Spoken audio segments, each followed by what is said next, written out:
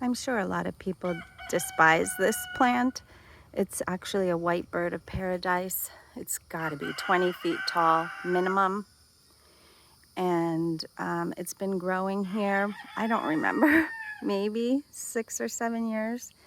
And, there's some maintenance because you have to cut back the dead fronds all the time. It does produce a white flower, which this one has several times, but it's not in bloom at the moment. And I know people who live in small lots really dislike it because it looks so nice and cute when it's, you know, a foot tall in a pot or 2 feet tall in a pot. But just know that these white birds grow this big. When I first planted it, I used to cover it in the wintertime, but it got too big, so I don't anymore, and it's fine.